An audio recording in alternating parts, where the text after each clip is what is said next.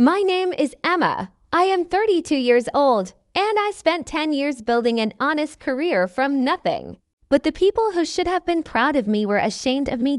Everything changed when my younger brother, Tyler, asked me not to attend his wedding.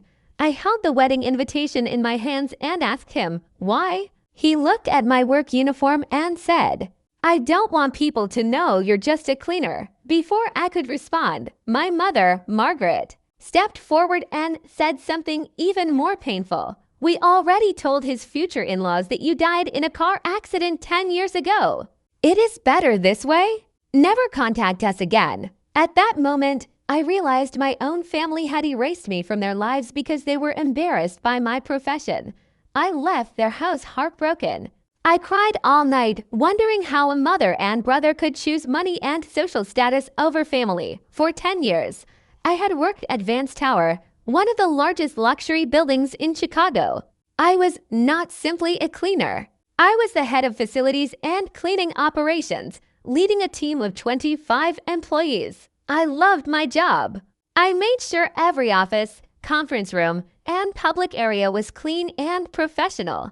My team respected me because I worked alongside them and treated everyone with dignity.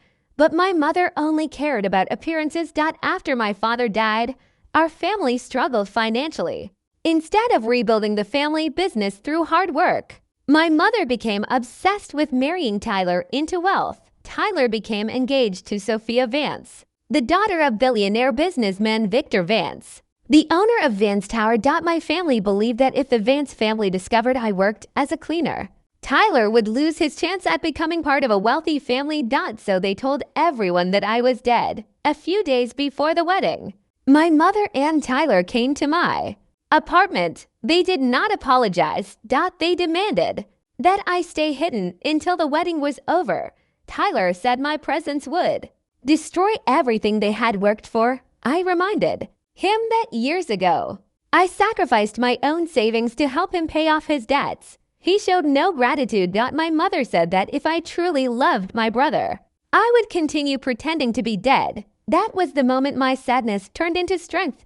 I told them to leave my home and never speak to me like that again. 2 days later, a major water pipe burst on the executive floor of Vance Tower. Important documents, expensive furniture, and valuable equipment were in danger. I immediately organized my team and worked for hours to save the floor. By the morning, everything looked perfect again. That was when Victor Vance arrived. He personally thanked me for my hard work and leadership. During our conversation, he mentioned that his daughter was marrying Tyler Langford. He said he felt sorry that Tyler's older sister had died in a car accident years earlier. Hearing my own death described by a stranger was painful. I stayed professional and did not reveal the truth. However, Victor noticed my reaction and became suspicious. He ordered his security team to investigate. Within 1 day, they discovered the truth.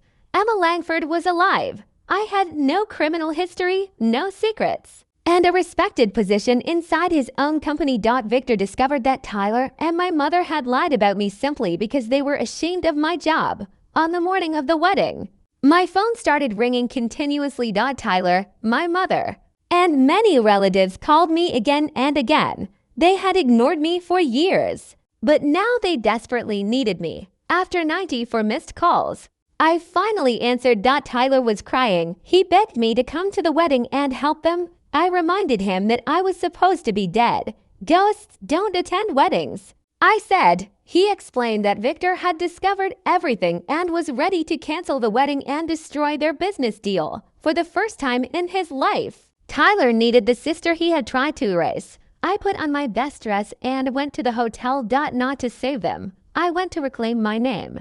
When I entered the ballroom, everyone became silent. My mother ran toward me and begged me to tell another lie. She wanted me to say I had been away for medical treatment or living overseas. She promised me money if I saved Tyler's future. I removed her hand from my arm and walked directly to Victor Vance. I introduced myself. I am Emma Langford, the daughter they claimed was dead. Then I played the voicemail. My mother had left me. Her voice filled the room as she called me an embarrassment, and admitted they had hidden me because I was a cleaner. Everyone heard the truth. Sophia removed her engagement ring and ended the relationship. Victor canceled the wedding and ended all business agreements with my family. He told them that a family willing to erase their own daughter could not be trusted. My mother lost the financial support she had been counting on. Her failing business eventually went bankrupt. Tyler lost his executive opportunities and had to find ordinary work to support himself. The same kind of work he once looked down upon. 6 months later, my life changed in a completely different way. Victor respected my leadership, honesty, and dedication. He promoted me to executive director of facilities and environmental operations for all of his properties. I now manage hundreds of employees and oversee buildings across North America, even though I wear business suits and sit in executive meetings. I never forget where I started. My first decision was to improve wages, benefits, and opportunities for every cleaning and maintenance employee in the company because I know the value of honest work. I have never spoken to my mother or brother again. I do not hate them. I simply understand that some people only appreciate your worth after they lose access to you. The greatest lesson I learned is this: